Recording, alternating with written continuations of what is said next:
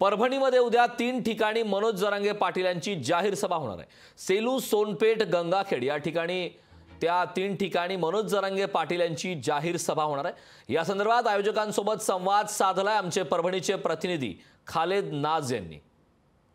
आपल्या सोबत मराठा बांधव आहे, आपण त्यांच्याकडून जाणून घेणार आहोत। काय सांगाल, एकूण किती एकरवर ही सभा होणार आहे आणि किती बांधव या ठिकाणी उपस्थित राहणार आहे? ही सभा जवळपास 28 एकरचं हे ग्राउंड आहे आणि आजूबाजूचं पण दुसरं पण ग्राउंड आम्ही साफ केलेले आहे आणि आमच्या अंदाजानुसार 2 लाखाच्या वर मराठा समाज बांधव उद्याच्या सभेला उपस्थित राहतील।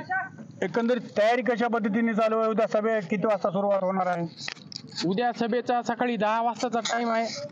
थोडा अर्धा तास उशीर लागल, पण 10:30 पर्यंत सभा सुरू होईल।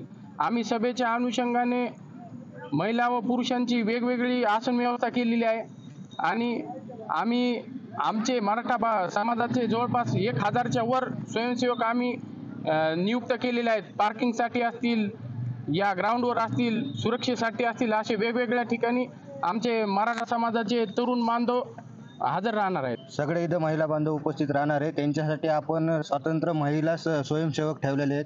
त्याला डाव्या बाजूला बसण्याची व्यवस्था केलेली आहे, त्याची पाहण्याची वगैरे सगळी महिला बांधवांची जेवढी सुरक्षा करता येईल तेवढी सुरक्षेचा आम्ही प्रयत्न केलेला आहे। आणि आपल्याकडे ज्या महिला स्वयंसेवक आहेत त्यांची आपण जवळपास 8 दिवसापासून तयारी करून घेत आहेत आणि पुरुषांची सुद्धा तयारी करून घेत आहेत। जवळपास आपल्याकडे आतापर्यंत महिला स्वयंसेवक या 500 आहेत आणि पुरुष स्वयंसेवक 1000 झालेले आहेत। उद्या होणाऱ्या सभेसाठी मराठा बांधव या ठिकाणी उपस्थित राहणार असल्याची माहिती या ठिकाणी मराठा बांधवांनी दिलेली आहे। खालेद नाज, लोकशाही मराठी, सेलू, परभणी। लोकशाही मराठी, ऐका, पहा, जागरूक रहा।